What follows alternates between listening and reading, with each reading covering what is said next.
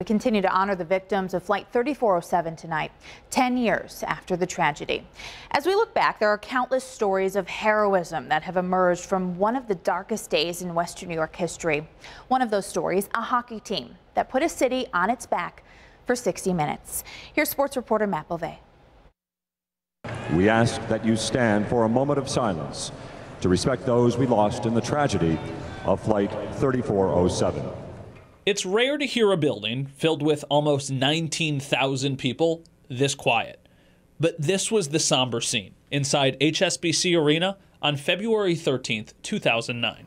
It was the quietest building I've ever been in my entire life. You could have heard a pin drop that night. For much of the team, the tragedy of Flight 3407 hit close to home. Several Sabres lived in Clarence, not far from where the plane went down. Earlier that day, the team met for practice, unsure if they'd even have a game later that night. That's when Lindy came and addressed us and basically said, you know, I think it's going to be very difficult for everybody, but we need to do this for the city of Buffalo and the people that are going to come to watch that game. Everybody's going to know somebody that's going to be touched by this, and it's a tough day for Buffalo. Eventually, the decision was made. The Sabres would play their scheduled game against the Sharks, but for the team, the focus wasn't on an important game in the middle of a playoff race. It was on helping a community heal. It's an incredibly sad day for our city, and we've talked about it. You know, that this is going to reach and touch a lot of people. Things started well for the Sabres. They jumped out to a 3-goal lead, and it looked like they would cruise to victory. It's kept in by San Jose. Another shot, they score! But suddenly, that 3-goal lead became a 1-goal deficit. San Jose has the lead for the first time tonight. Time was running out. There were just seconds left on the clock, and then it happened. Please get this puck back to me so I can get something on that. Back to the point, Rivet scores!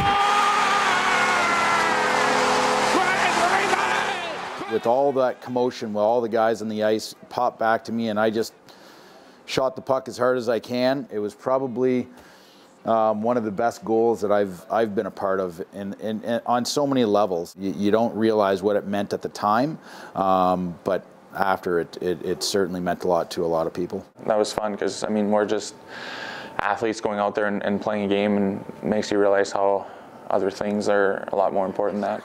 Territory leaves it to Rivet, shoots! Oh, the puck makes the save of the game! But there was still hockey left to be played.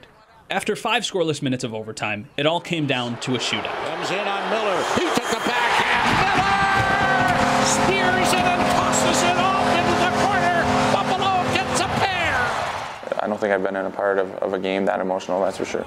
People I happened to many times came up to me and said, that game that you guys played, it meant so much to us. Because on this night, the blue and gold gave light to a city on one of its darkest days. Matt Bovee, 7 Eyewitness News.